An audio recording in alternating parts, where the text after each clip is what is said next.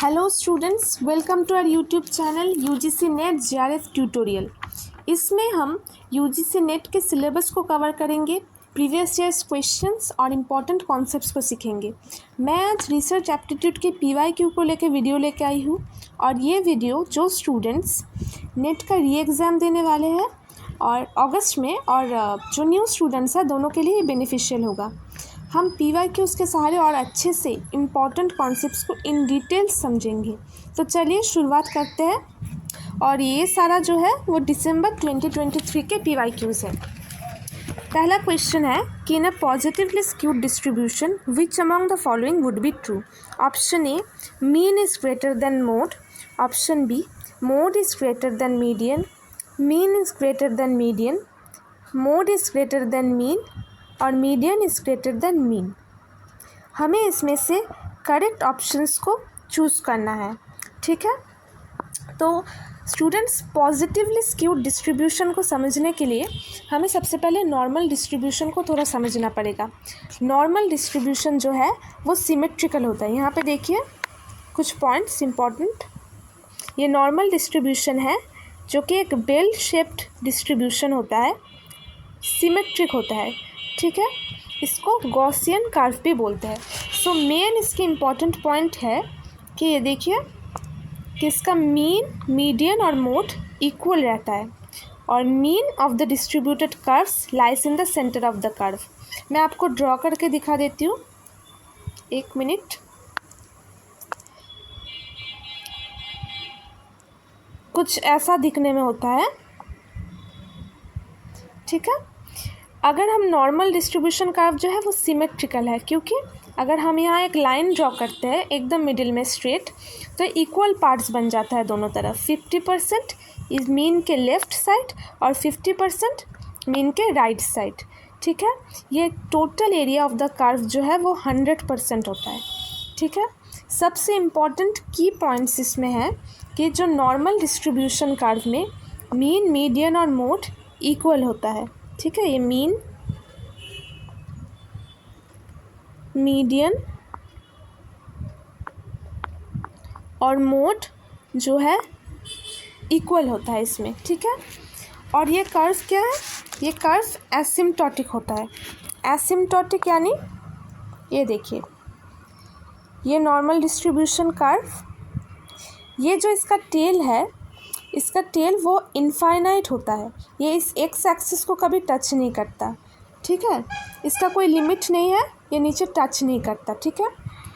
तो इसमें से अभी समझते हैं कि पॉजिटिवली स्क्यूड डिस्ट्रीब्यूशन क्या है। ये पॉजिटिवली स्क्यूड कर्व में mean is greater than median और median is greater than mode. इस पॉइंट को लिख लीजिए।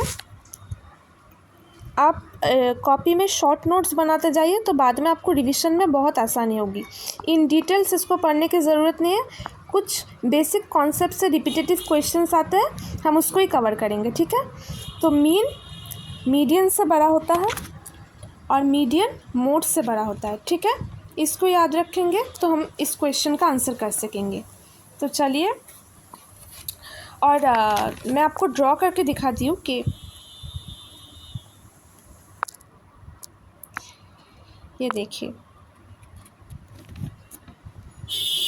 पॉजिटिवली स्क्यूड डिस्ट्रीब्यूशन कुछ ऐसा दिखने में होता है,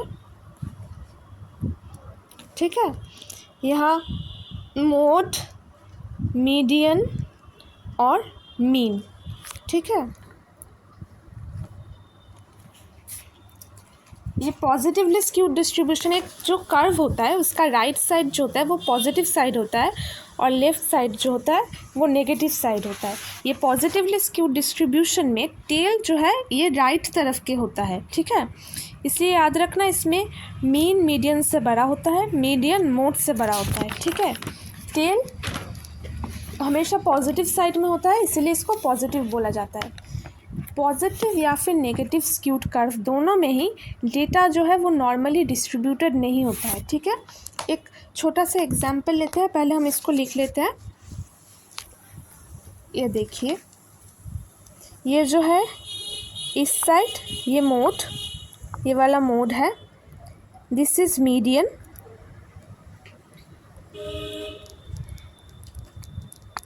ठीक है, और ये वाला जो है वो मीन होता है। क्लियरली शायद समझ नहीं आ रहा होगा, मैं बोल रही हूँ, आप उस हिसाब से लिखते जाइए। तो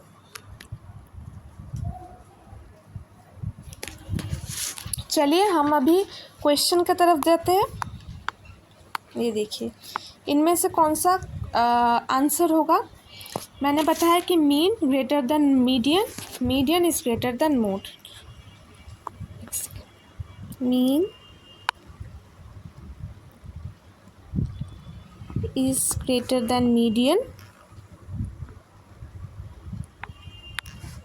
median is greater than mode. ठीक है, तो इसमें से ऑप्शंस को देखते हैं। देखिए, mean is greater than mode, ये फर्स्ट ऑप्शन एकदम सही है। Second, mode is greater than median, mode तो मीडियन से छोटा है, सो ये ऑप्शन गलत हो जाता है। मीन जो है greater than median, mean median से ग्रेटर, राइट। मोड मीन से बड़ा, मोड मीन से बड़ा नहीं, छोटा होता है, सो ये ऑप्शन भी क्रॉस हो जाएगा। और मीडियन जो है मीन से बड़ा ऑप्शन ही, मीडियन मीन से बड़ा नहीं होता, सो ये ऑप्शन भी क्रॉस हो जाएगा। ठीक है, तो चलिए हम ऑप्शंस को देखते हैं। ये देखिए, इसका ऑप्शन ए और सी, ये ऑप्शन 2 सही जवाब रहेगा। ठीक है, ये ए वाला और सी, ये ऑप्शन 2 जो है वो सही जवाब रहेगा। ठीक है, चलिए अभी हम नेक्स्ट क्वेश्चंस को देखते हैं। ये देखिए, A researcher computes sample correlation coefficients R1, R2, R3, R4 from different samples and obtains 0.97, 0.95, 0.10 and 0.03 respectively as their p-values. The correlation coefficient significant at 5% level is, इनमें से कौन सा सही ऑप्शन है। तो कुछ बेसिक कॉन्सेप्ट्स देखिए। पी वैल्यू, ये P value of statistical measure जब लेस देन 5% होता है तो वो स्टैटिस्टिकली सिग्निफिकेंट होता है। उसका मतलब क्या, null hypothesis would be rejected. ठीक है, इससे काफ़ी क्वेश्चन आया, तो इसको अच्छे से याद कर लीजिए कि ये देखिए, पी वैल्यू सर काफ़ी फ्रिक्वेंटली क्वेश्चन आते हैं। ये एक्चुअली एक स्टैटिस्टिकल मेजर है। ठीक है, पी वैल्यू में जब पी वैल्यू हमारा 5% से कम या 5% रहता है तो स्टैटिस्टिकली सिग्निफिकेंट होता है और उससे नल हाइपोथेसिस जो होता है रिजेक्ट होता है। अगर 5% से ज़्यादा अगर पी वैल्यू होगा तो वो स्टैटिस्टिकली सिग्निफिकेंट नहीं होगा। ठीक है, यही मेन जो पॉइंट है वो ये है। ये देखिए,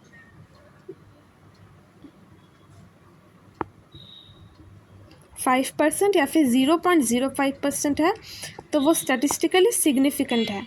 ठीक है, और अगर पी वैल्यूज़ बड़ा है 0.05 से तो वो स्टैटिस्टिकली सिग्निफिकेंट नहीं है। ठीक है, आई होप आपको बेसिक्स पता होगा। देखिए, ये साइन होता है ग्रेटर देन लेस देन, इसके इस साइड में जो वैल्यू होता है वो छोटा होता है और इस बड़े साइड में जो वैल्यू होता है वो हमेशा बड़े होता है। ठीक है, तो ये देखिए, पी वैल्यू अगर 0.05 से कम होता है तो वो स्टैटिस्टिकली सिग्निफिकेंट होता है और 0.05 से बड़ा अगर पी वैल्यू होता है तो वो स्टैटिस्टिकली सिग्निफिकेंट नहीं होता है। ठीक है, तो चलिए अभी अगले क्वेश्चंस को देखते हैं। Question number 3. The tendency of researcher to subtly and inadvertently affect the behavior of participants in a study, obscurity, the true effect of independent variable refers to. हमने प्रीवियस ईयर्स जो पुराना क्वेश्चन था इसके option को हम ये करना भूल गए हैं। तो चलिए देख लेते हैं कौन सा ऑप्शन सही रहेगा। R1, R2, R3 या R4। तो देखिए यहाँ पे, ये देखिए, एक मिनट,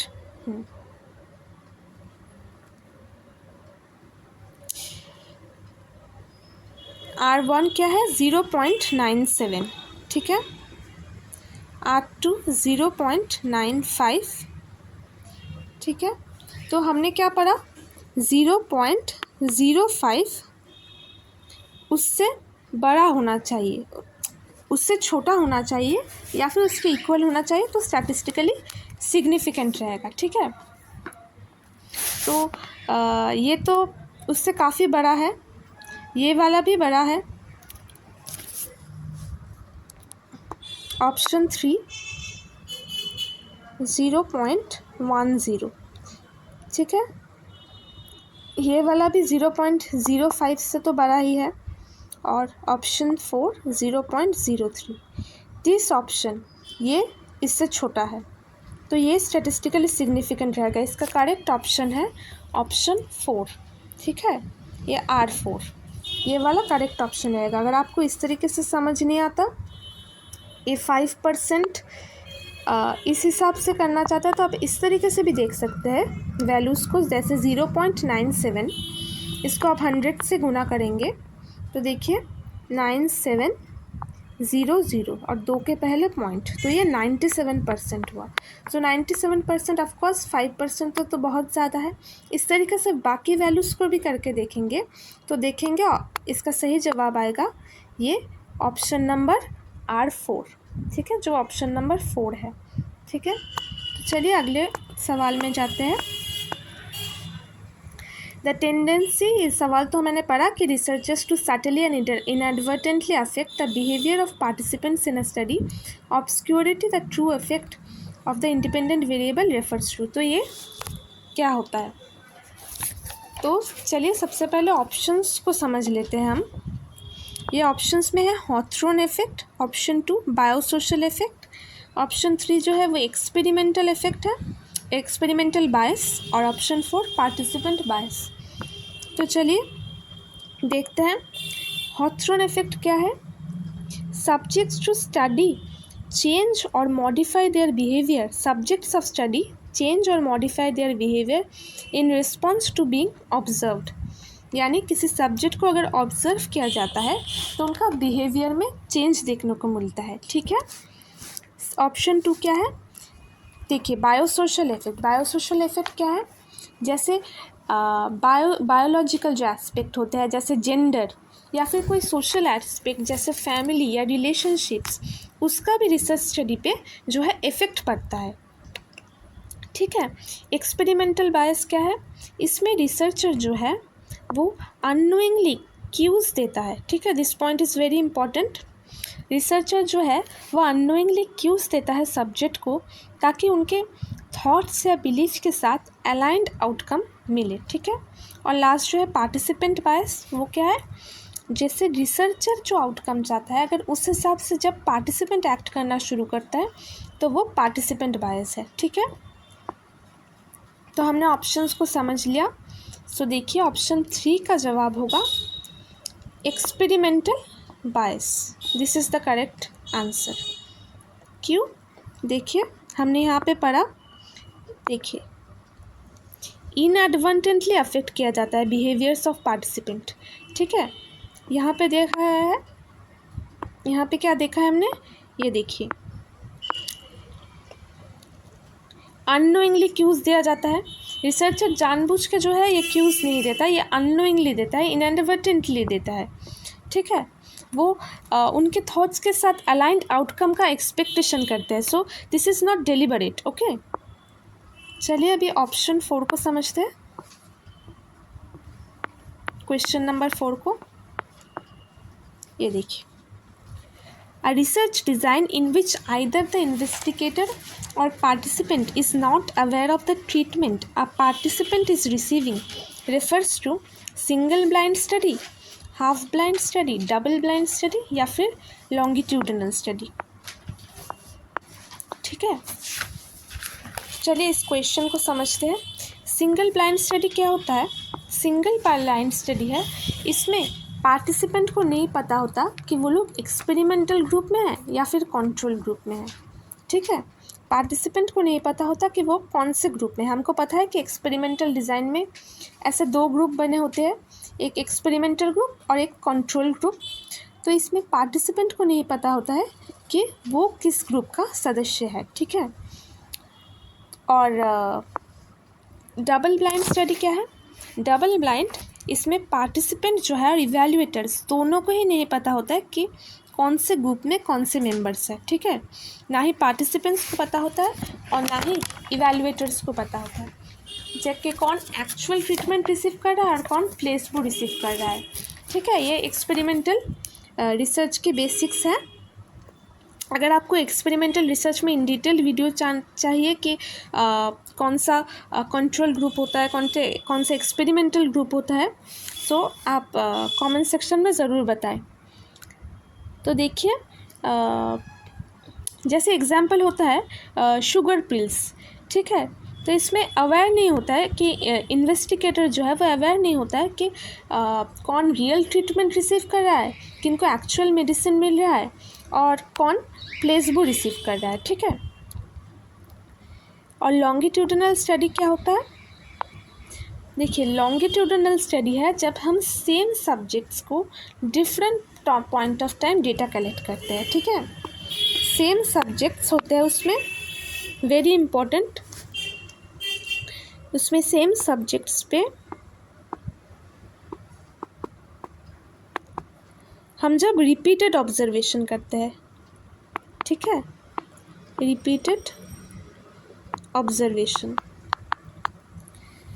जब हम सेम सब्जेक्ट्स को हम different point of time data collect करते हैं तो उसे लॉन्गिट्यूडिनल स्टडी कहा जाता है। ठीक है, जैसे कि इसमें हम ट्रेंड्स को स्टडी करते हैं। ठीक है, वेरिएबल्स पे चेंज को ऑब्जर्व करते हैं। जैसे किसी मान लीजिए किसी कंपनी का हम लॉन्ग टाइम में प्रोग्रेस चेक करते हैं। ठीक है, तो इसका सही जवाब क्वेश्चन 4 नंबर 4 का सही जवाब है सिंगल ब्लाइंड स्टडी। क्योंकि देखा है, क्योंकि यहाँ पे कहा है आइदर इन्वेस्टिगेटर और the participant is not aware of the treatment. इनमें से या तो इन्वेस्टिगेटर को पता नहीं होता या फिर पार्टिसिपेंट को पता नहीं होता। तो हमने पढ़ा कि वो सिंगल ब्लाइंड स्टडी है जिसमें किसी एक इंडिविजुअल को नहीं पता होता। ठीक है, चलिए next question. If you want to understand the theoretical reason that led researcher to conduct a study, you would read which section of the article? तो चलिए क्वेश्चन नंबर 5 का जो आंसर है वो है इंट्रोडक्शन। ठीक है, अगर हमें थियोरेटिकल रीजंस को पता करना है तो हम इंट्रोडक्शन पढ़ेंगे। ठीक है, इसमें से बेसिक सिर्फ इतना याद रखिए कि डिफरेंस आप समझ लीजिए कि इंट्रोडक्शन से क्या होता है। इंट्रो से हमें किसी रिसर्चर का बैकग्राउंड, रिसर्च का बैकग्राउंड जो है वो हमें पता चलता है। ठीक है, हमें रिसर्च का जो पर्पस है वो समझ में आता है। It is basically background of the study. ठीक है, और एब्स्ट्रैक्ट क्या होता है? एब्स्ट्रैक्ट जो है, एब्स्ट्रैक्ट जो है उसमें हम इसको आप शॉर्ट समरी कह सकते हैं। ठीक है, एक जो पूरा रिसर्च है उसका शॉर्ट समरी है। आप लोगों को पता होगा कि लिटरेचर रिव्यू में एब्स्ट्रैक्ट का मोस्टली हम सबसे पहले यूज़ करते हैं क्योंकि उससे हमें पूरा रिसर्च का जो समरी है वो पता चल जाता है। ठीक है, इससे टाइम सेव होता है क्योंकि इसमें से हमें की फाइंडिंग्स जो है एब्स्ट्रैक्ट पढ़ने से वो पता चल जाता है, तो काफ़ी टाइम सेव हो जाता है। तो देखिए, इसका सही जवाब option 2 introduction. Theoretical reason introduction समझ आता है। ठीक है, चलिए अगला क्वेश्चन देखते हैं।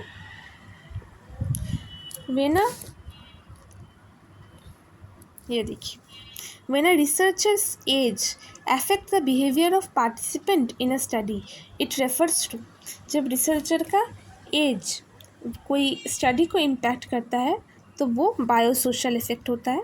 ठीक है, एज एक बायोलॉजिकल एस्पेक्ट है, इसका बायोसोशल एक साइड है। ठीक है, तो ये बायोसोशल इफ़ेक्ट। चलिए अगले क्वेश्चन को देखते हैं। Question number 7, identify the correct sequence of steps involve in conducting a literature review for a research study. Option 1, locate literature. B, organize the literature. Identify key terms for search. Write a literature review. Critically evaluate and select the literature जो relevant है research के लिए। इनमें से हमें correct answer को choose करना है। ठीक है, तो देखिए, जब हम लिटरेचर रिव्यू करते हैं तो सबसे पहले हम क्या करते हैं, हम की टर्म्स को आइडेंटिफाई करते हैं। हमें की टर्म्स चाहिए होता है और उस हिसाब से हम अलग अलग वेबसाइट्स है जिसमें सिनॉप्सिस रखा होता है या फिर थीसिस रखा होता है, जैसे शोध गंगोत्री, उसमें हम इन की टर्म्स को पुट करके देखते हैं कि क्या रिज़ल्ट आता है। उसके बाद क्या करते हैं, हम लिटरेचर को लोकेट करते हैं। हम जिस टॉपिक में स्टडी करना चाहते हैं उस टॉपिक से रिलेटेड जो लिटरेचर होता है, उसके बाद क्या, हम उसको क्रिटिकली इवैल्यूएट करते हैं और सिलेक्ट करते हैं जो लिटरेचर हमारे रिसर्च के लिए रेलिवेंट है। ठीक है, हम उन्हीं रिसर्च को लेते हैं जो हमारे रिसर्च के लिए, हम जिस टॉपिक में डिस्कशन करना चाहते हैं, हमारा जो रिसर्च प्रॉब्लम है उसके लिए रेलिवेंट है। उसके बाद हम उसको ऑर्गेनाइज करते हैं और फिर हम आखिर में लिटरेचर रिव्यू लिखते हैं। So this is very easy. ये देखिए, ऑप्शन 3 जो है वो सही जवाब है इसका। ठीक है, चलिए अगले क्वेश्चन को देख लेते हैं। In a negatively skewed distribution which among the following would be true. ठीक है, मीन मोड से बड़ा होता है या फिर मीन मीडियन से छोटा होता है, मीडियन छोटा होता है मोड से, या फिर मोड बड़ा होता है मीडियन से। इसमें से करेक्ट ऑप्शंस को हमें चूज़ करना है। तो चलिए, हमने पॉजिटिवली स्क्यूड डिस्ट्रीब्यूशन को तो समझ लिया, अब थोड़ा नेगेटिव स्क्यूनेस को भी थोड़ा समझ लेते हैं। यहाँ पे मैं आपको ड्रॉ करके दिखाती हूँ।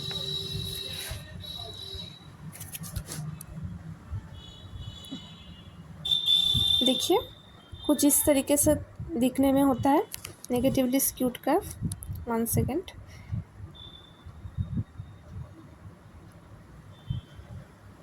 कुछ इस तरीके का देखिए, ये जो है ये मीडियन है, इस साइड का जो वैल्यू है वो मीन है और इस साइड का जो वैल्यू है वो मोड है। ठीक है,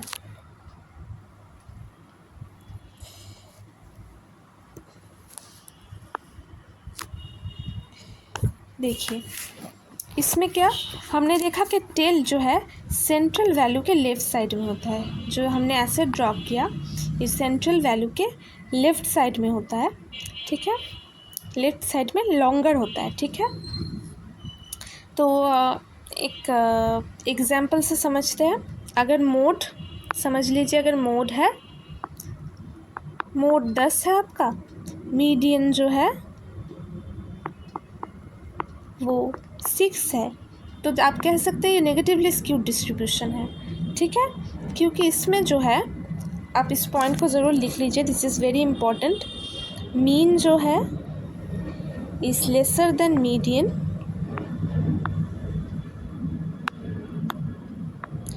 और ये जो है मोड से छोटा होता है। ठीक है, इसको आप अपने कॉपी पे लिख लें क्योंकि इससे काफ़ी क्वेश्चन है और इसी से एक क्वेश्चन भी हमारा बन जाएगा। ठीक है, तो चलिए देखते हैं question number 8।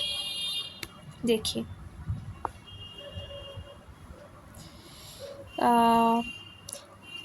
Mean is greater than mode. क्या मीन मोड से बड़ा होता है? नहीं, मीन जो है वो मोड से यहाँ पे छोटा होता है, तो ऑप्शन नंबर 1 गलत है। ठीक है, ये ऑप्शन नंबर 2 पहला वाला गलत है। Option number 2 mean is lesser than median. ठीक है। मीन मीडियन से तो छोटा ही होता है, तो ये ऑप्शन सही है। मीडियन जो है वो मोड से छोटा होता है, ये भी सही है।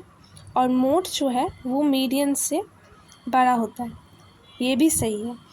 तो देखिए स्टूडेंट्स, यहाँ पे ऑप्शंस में आप देखें तो यहाँ पे बी और सी और बी और डी दोनों ऑप्शंस में है और एनटीए ने इन दोनों को ही सही जवाब माना है, ठीक है। दोनों को ही एनटीए ने सही आंसर किया है क्योंकि दोनों ही सही है। चलिए, the systematic elimination of extraneous variables other than those you are interested in can be done in which of the following types of research? Qualitative, longitudinal, experimental या फिर कोरिलेशनल? तो देखिए, पहले हम एक्सट्रानियस वेरिएबल को थोड़ा समझ लेते हैं। एक्सट्रानियस वेरिएबल क्या है? ये एक्सट्रानियस वेरिएबल क्या होता है? ये एक ऐसा वेरिएबल है जिसको हम रिसर्च में स्टडी नहीं करते हैं, पर उसका इफ़ेक्ट जो है वो डिपेंडेंट वेरिएबल पे पड़ता है, वो है एक्सट्रानियस वेरिएबल, ठीक है। जिसको हम रिसर्च में स्टडी नहीं करते हैं, पर उसका इफ़ेक्ट जो है वो डिपेंडेंट वेरिएबल पे पड़ता है, ठीक है। हमें पता है कि एक्सपेरिमेंटल रिसर्च में हम इंडिपेंडेंट वेरिएबल को मैनिपुलेट या फिर चेंज करते हैं और उसका डिपेंडेंट वेरिएबल पे इफ़ेक्ट स्टडी करते हैं। सही से स्टडी करने के लिए हमें इस एक्सट्रानियस वेरिएबल को कंट्रोल करना बहुत ज़्यादा ज़रूरी है, ठीक है। एक्सट्रानियस वेरिएबल को कंट्रोल करना बहुत ज़रूरी है, क्योंकि if not control the extraneous variable become confounding variable, ठीक है। इसको कॉपी में नोट कर लीजिए, मैं जो बोल रही हूँ इट्स वेरी इंपॉर्टेंट कि सही से अगर हम रिसर्च को मतलब किसी एक्सपेरिमेंटल स्टडी करना चाहते हैं तो एक्सट्रानियस वेरिएबल को हमें कंट्रोल करना बहुत ज़्यादा ज़रूरी है, क्योंकि अगर कंट्रोल नहीं करेंगे तो वो एक्सट्रानियस वेरिएबल जो है वो कंफाउंडिंग वेरिएबल बन जाता है, ठीक है। डिफरेंस इतना ही है, कंफाउंडिंग वेरिएबल इंडिपेंडेंट और डिपेंडेंट दोनों वेरिएबल्स के साथ एसोसिएटेड होता है। कंफाउंडिंग वेरिएबल बन जाता है तब वो क्या, इंडिपेंडेंट और डिपेंडेंट दोनों वेरिएबल्स के साथ एसोसिएटेड होते हैं, ठीक है। अब हम ऑप्शंस को थोड़ा देख लेते हैं। देखिए, ये देखिए, ये क्वालिटेटिव रिसर्च, ये सबको पता ही होगा। इसमें हम norms, beliefs, values, attitude, human behaviour, इस सब को स्टडी करते हैं। बेसिकली ये नॉन न्यूमेरिकल डेटा होता है और अनस्ट्रक्चर्ड होता है, ठीक है। एकदम की पॉइंट्स को ही देखेंगे। लॉन्गिट्यूडिनल स्टडी जो होता है वो सेम सब्जेक्ट से different point of time data collect करता है, हमने पढ़ा। कोरिलेशनल रिसर्च जो एक ऑप्शन में है, इट इज़ वेरी इंपॉर्टेंट, ठीक है। इसका अलग से भी क्वेश्चन बन सकता है। ये एक नॉन एक्सपेरिमेंटल रिसर्च है जिसमें हम रिलेशनशिप्स को स्टडी करते हैं, ठीक है। नॉन एक्सपेरिमेंटल रिसर्च होता है हमेशा, ठीक है।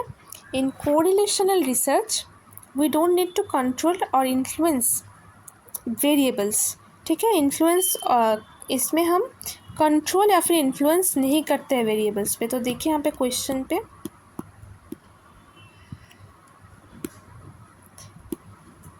systematic elimination of extraneous variable other than you are interested in can be done in which type of research?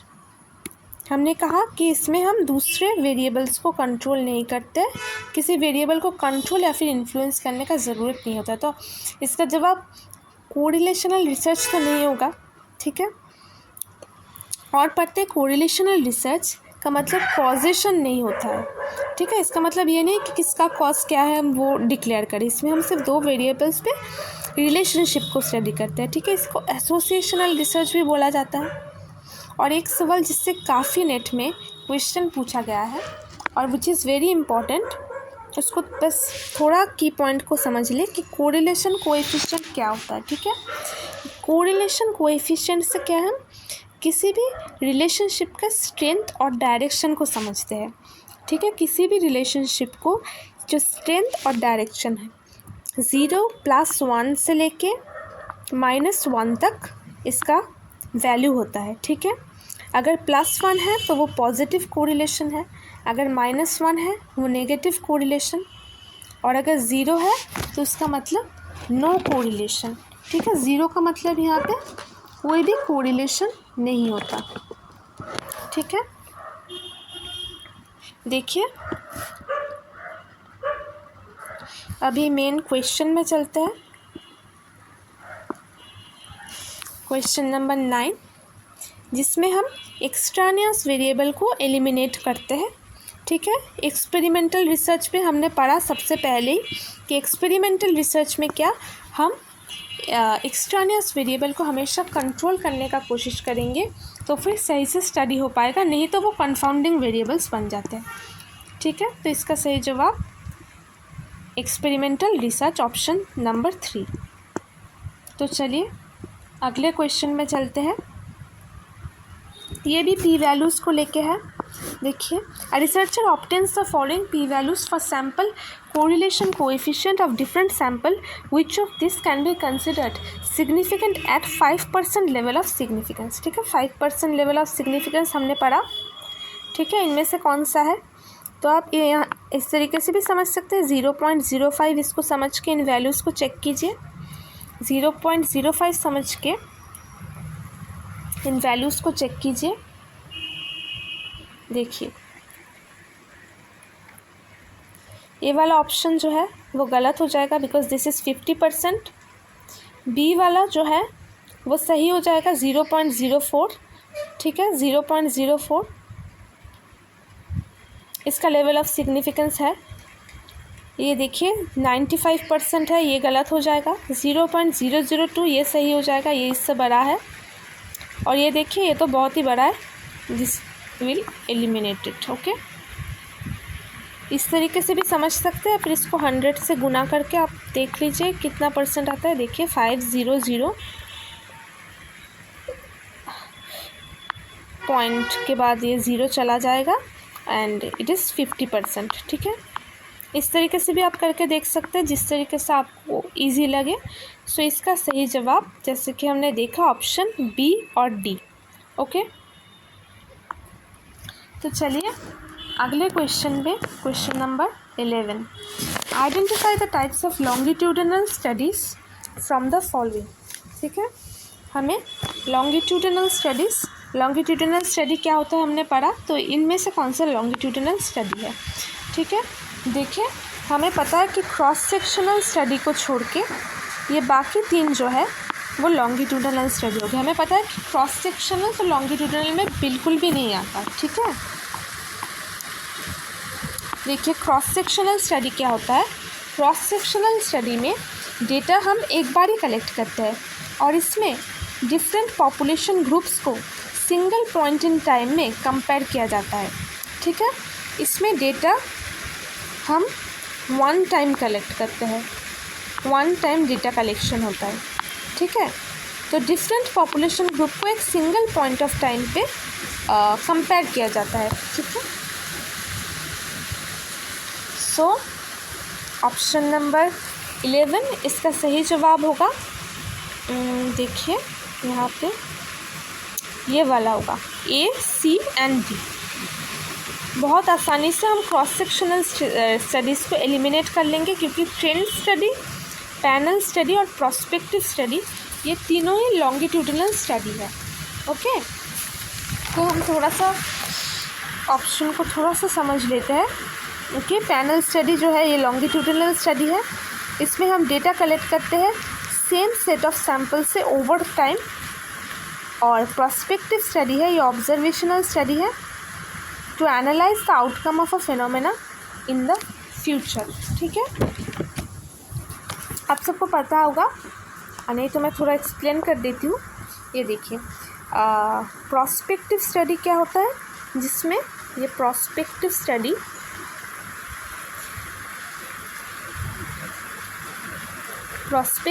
में क्या करते हैं हम, we look into the future,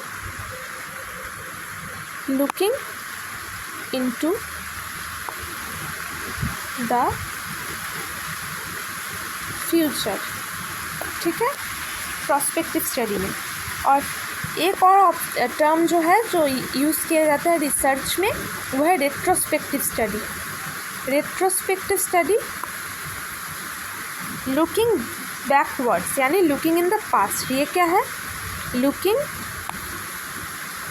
in the past.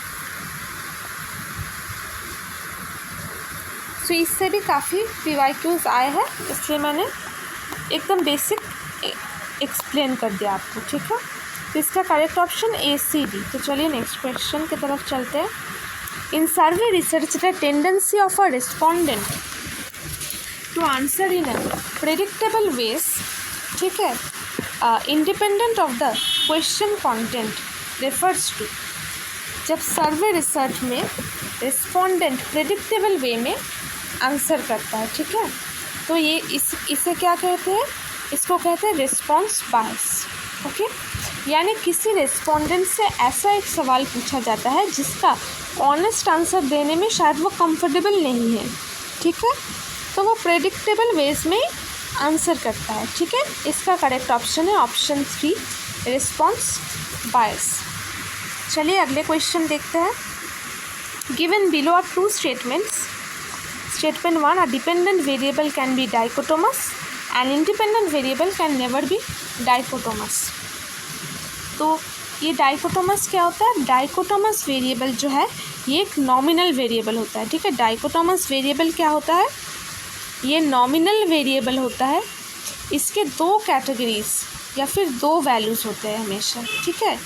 ये हमारे डाइकोटोमस वेरिएबल में 2 वैल्यूज़ होते हैं, 2 कैटेगरीज होते हैं, जैसे कि जेंडर मेल या फिर फीमेल होता है, जेंडर या फिर ट्रू या फॉल्स, ये क्या 2 वैल्यूज़ को लेकर चलता है, ठीक है। प्रेजेंट या फिर एब्सेंट हुआ, ठीक है। तो डिपेंडेंट और इंडिपेंडेंट वेरिएबल के कॉन्टेक्स्ट में समझिए। जैसे कि समझ लीजिए कि आपके स्कूल में कोई स्पोर्ट्स फंक्शन होने वाला है जो स्पोर्ट्स के होता है, और उसमें कोई स्टूडेंट जितना प्रैक्टिस करेगा स्पोर्ट्स का उतना उसका परफॉर्मेंस अच्छा होगा। तो यहाँ पे लिख देती हूँ इंडिपेंडेंट वेरिएबल और डिपेंडेंट वेरिएबल। सो अगर प्रैक्टिस करता है कोई स्टूडेंट अच्छे से गेम का तो उसका क्या होगा? गुड परफॉर्मेंस होगा, गुड परफॉर्मेंस।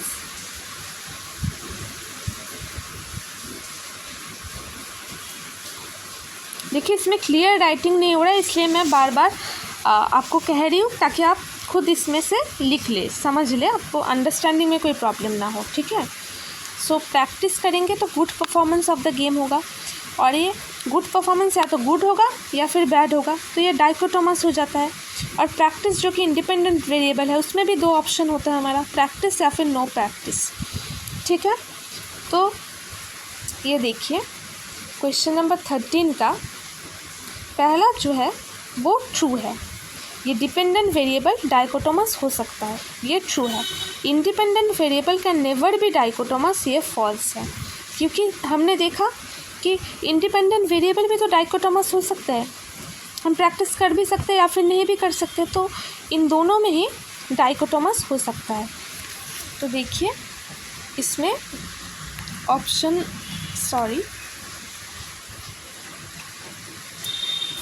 1 इज़ ट्रू और 2 इज़ फॉल्स। ऑप्शन नंबर 3 इसका करेक्ट आंसर होगा, ठीक है। ऑप्शन 1 जो है वो ट्रू होगा और 2 जो है वो फॉल्स होगा, ठीक है। तो चलिए अगले क्वेश्चन की तरफ चलते हैं। स्टूडेंट्स टी टेस्ट को लेके हैं। देखिए इसमें से मैं सिर्फ की पॉइंट्स बताती जाऊंगी। अगर आपको टी टेस्ट, जेड टेस्ट इनमें इन डिटेल वीडियो चाहिए तो आप कमेंट सेक्शन में बताएगा, तो उस हिसाब से मैं वीडियो लेके आऊँगी, ठीक है। तो इसमें से बेसिक कॉन्सेप्ट को समझते हैं। A student t-test would be useful in testing the significance of difference of 2 sample means, testing the stationarity of time series, testing the significance of correlation coefficient, testing the regression coefficient, testing the goodness of a fit model, ठीक है। तो देखिए एकदम basic कुछ की points है। देखिए T test में जो है जब सैम्पल साइज 30 से कम होता है तब हम टी टेस्ट यूज़ करते हैं, ठीक है।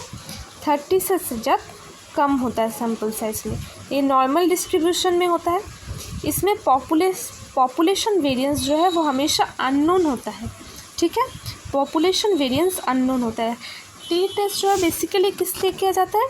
It is basically to compare the difference between two sample means, ठीक है, दो सैम्पल मीन्स में जो है डिफरेंस को देखने के लिए किया जाता है। ये विलियम गॉसेट ने दिया है। और रिग्रेशन कोएफिशिएंट देखने के लिए भी हम टी टेस्ट को चेक करते हैं, ठीक है। तो चलिए सॉरी एक second,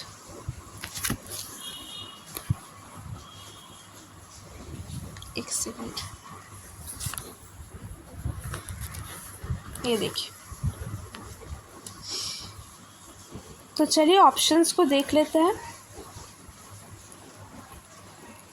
testing the significance of difference of two sample means, testing the significance of difference of two samples means, ये तो होगा ही, मीन्स में डिफरेंस हम चेक करते हैं। Testing the stationarity of time series, इसके लिए हम टी टेस्ट को यूज़ नहीं करते हैं, ठीक है। Testing the significance of correlation coefficient, ये भी हमने पढ़ा, इसके लिए भी हम करते हैं। रिग्रेशन कोएफिशिएंट को चेक करने के लिए भी हम करते हैं, ठीक है। गुडनेस ऑफ फिट मॉडल, इसके लिए भी हम टी टेस्ट को यूज़ नहीं करते हैं। So option A, C and D, तो ठीक है, ये देखिए इनमें से, ये देखिए option number 3, option A, C and D इसका सही जवाब है, ठीक है। तो चलिए अगले क्वेश्चन में जाते हैं। अगला क्वेश्चन जो है वो कर्टोसिस को लेके है, ठीक है, कर्टोसिस को लेके नहीं, स्क्यूनेस को लेके, मैंने जवाब ही बता दिया। चलिए, which of the following measures would be useful in commenting upon the degree of asymmetry, degree of asymmetry, मैंने पहले ही बोला कि नॉर्मल डिस्ट्रीब्यूशन जो है वो सिमेट्रिकल होता है और एसिमेट्री का सिमेट्री किसमें नहीं होता, वो है स्क्यूनेस। जो हमारा स्क्यूनेस है वो पॉजिटिव हो नेगेटिव हो उसमें एसिमेट्री होता है, वो सिमेट्रिकल बिल्कुल भी नहीं होता, ठीक है। सो इसमें से बिकॉज कर्टोसिस को लेके भी क्वेश्चंस अभी आजकल आ रहे हैं, तो हम कर्टोसिस को भी एकदम बेसिक तरीके से समझ लेते हैं। ये क्या है, टेलर्डनेस है डिस्ट्रीब्यूशन को, क्योंकि क्या है ऑप्शंस में जो कॉन्सेप्ट्स होते हैं उसमें से हो सकता है नेक्स्ट ईयर क्वेश्चन है, उस हिसाब से एनटीए क्वेश्चन करता है, तो हमें ऑप्शंस को बहुत अच्छे से करना है, ठीक है। ये जो है एसिमेट्रिकल, लेप्टोकर्टिक, मेसोकर्टिक और प्लैटिकर्टिक, ये 3 टाइप्स का कर्टोसिस होता है। ये देखिए कर्टोसिस क्या है, it measures the degree of peakedness of a distribution है, ठीक है। 3 तरीके का कर्टोसिस होता है, देखिए ये देखिए, ये ज़्यादा बड़ा हो गया, एक सेकंड, ये देखिए, ये जो है नॉर्मल जो डिस्ट्रीब्यूशन होता है, ये देखिए, ये नाइदर पीक्ड, ना ही ज़्यादा पीक्ड है ना ही एकदम फ्लैट है, ठीक है। ये जो है वो मेसोकर्टिक है, ठीक है, ये जो है वो मेसोकर्टिक है, मेसोकर्टिक कर्व इसको कहते हैं। इसमें कर्टोसिस का वैल्यू क्या रहता है, इक्वल्स टू 3, ठीक है, एकदम टू द पॉइंट समझेंगे। इसमें कर्टोसिस का वैल्यू 3 होता है, इसको मेसोकर्टिक कहते हैं। ये नाइदर पीक्ड होता है ज़्यादा और नॉट फ्लैट, ओके। दूसरा कौन सा होता है, एक होता है जो एकदम हाईली पीक्ड होता है, ठीक है। ये नॉर्मल डिस्ट्रीब्यूशन जो हमने समझा था उससे काफ़ी बड़ा है, देखिए ये हाईली पीक्ड है। इसमें कर्टोसिस जो है वो ग्रेटर देन 3 होता है। जब कर्टोसिस का वैल्यू ग्रेटर देन 3 होता है तो ये देखिए नॉर्मल डिस्ट्रीब्यूशन से काफ़ी बड़ा होता है। इसको पॉजिटिव कर्टोसिस भी कहते हैं और नहीं तो इसको बेसिक इसका जो नाम है इसको लेप्टोकर्टिक कहा जाता है, ठीक है, लेप्टोकर्टिक,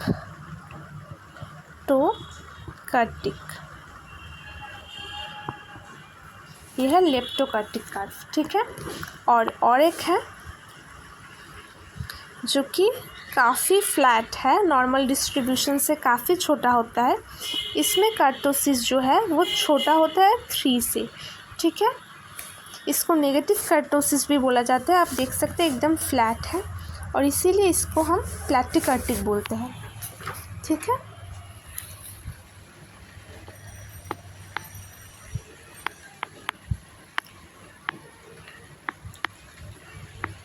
एक सेकेंड, प्लैटिकर्टिक बोलता है। ओके, तो चलिए इसका जवाब तो हमने देख लिया, skewness. Question number 16। Question number 16 क्या है? Which of the following correctly represents the meaning of the abbreviation WIDE used in academic writing? तो देखिए WIDE का मतलब होता है, option number 3, refer to. WIDE का मतलब होता है रेफर टू। चलिए अगला question. The quantitative content analysis in social science research is very transparent research method। तो obviously quantitative content analysis जब है ये ट्रांसपेरेंट होगा। और स्टेटमेंट टू दिया है कि quantitative content analysis is often referred as obtrusive method. तो बिल्कुल भी नहीं, ये ऑब्स्ट्रूसिव तो नहीं होता है।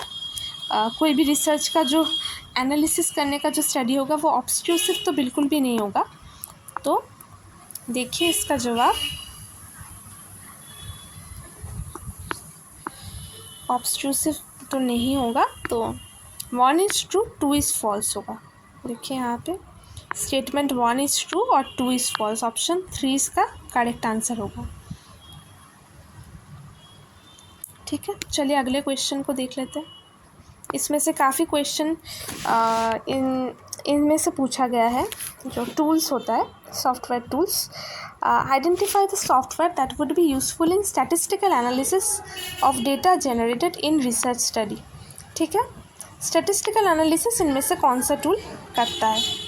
तो देखिए इसमें SPSS, आइडेंटिकेट, मिनिटैब, आर। ठीक है, इनमें से करेक्ट ऑप्शन हमें बताना है। तो चलिए देखिए, SPSS होता है statistical package for social sciences. इसका फुल फॉर्म भी काफ़ी बार पूछा गया है एग्जाम में। ठीक है, statistical package for the social sciences. ये क्वांटिटेटिव डेटा एनालिसिस सॉफ्टवेयर है। कॉम्प्लेक्स डेटा मैनेजमेंट प्रोग्राम के लिए यूज़ किया जाता है। ये आइडेंटिकेट सॉफ्टवेयर, ये स्टैटिस्टिकल एनालिसिस के लिए नहीं किया जाता है। ये आइडेंटिकेट सॉफ्टवेयर जो है वो प्लेगियरिज्म डिटेक्शन सॉफ्टवेयर होता है। ठीक है, इसको याद रखिए, प्लेगियरिज्म डिटेक्शन सॉफ्टवेयर आइडेंटिकेट सॉफ्टवेयर होता है। सॉफ्टवेयर आपको अच्छे से पढ़ लेना है। मैं भी एक PDF में आपको तैयार करके हर अलग से दे दूँगी कि क्वांटिटेटिव सॉफ्टवेयर कौन से है, क्वालिटेटिव टूल्स कौन से है, या फिर प्लेगियरिज्म डिटेक्शन टूल्स कौन से है, क्योंकि इसमें से काफ़ी क्वेश्चंस पूछा जा रहा है। तो इसमें से एक क्वेश्चन तो आएगा ही। ये मिनिटैब देखिए, ये भी डेटा एनालिसिस के लिए है। आर क्या है? प्रोग्रामिंग लैंग्वेज है स्टैटिस्टिकल एनालिसिस के लिए। तो देखिए इसमें आइडेंटिकेट जो है वो करेक्ट गलत ऑप्शन हो जाएगा। इसमें A, C और D। देखिए कौन सा ऑप्शन में है? देखिए option 3, A, C and D। Option number 3 is correct answer. चलिए, in the context of published research article DOI stands for. DOI क्या होता है? इसका सही जवाब होगा digital object identifier. Digital object identifier option number 2 जो होता है वो DOI का फुल टर्म है। ठीक है, चलिए अगला जवाब, अगले क्वेश्चन को देख लेते हैं। Which of the following approaches to analysis of content based on study of science. ठीक है, इनमें से स्टडी ऑफ साइंस के लिए हम कौन सा यूज़ करते हैं? तो देखिए इसका सही जवाब है ऑप्शन नंबर 1, सीमोइटिक्स। सीमोइटिक्स का मतलब स्टडी ऑफ साइंस है। ठीक है, इसमें से बेसिक थोड़ा आप समझ ले तो आप सारे क्वेश्चंस कर पाएंगे। देखिए स्टडी ऑफ साइंस जो है वो ये सीमोइटिक्स है। रुकिए, सीमोइटिक्स है। ठीक है, इस सीमोइटिक्स को ही हम 3 पार्ट्स में डिवाइड कर सकते हैं। एक पार्ट को कहते हैं सिंटैक्टिक, डिफरेंट टर्म्स को लेके क्वेश्चन पूछा जा सकता है आपसे। सेकंड है सिमेंटिक और थर्ड है प्रैग्मेटिक।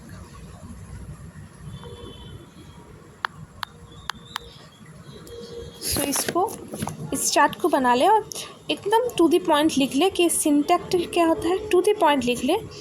सेट ऑफ रूल्स होता है, ग्रामर के लिए यूज़ करते हैं, ठीक है।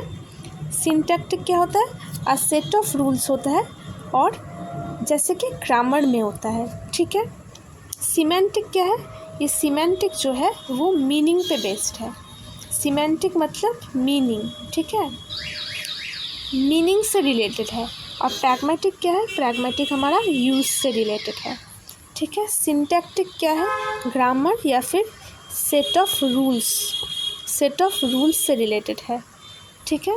सिमेंटिक क्या है, मीनिंग, किसी स्टेटमेंट सेंटेंस का जो मीनिंग होता है उसके साथ सिमेंटिक रिलेटेड होता है।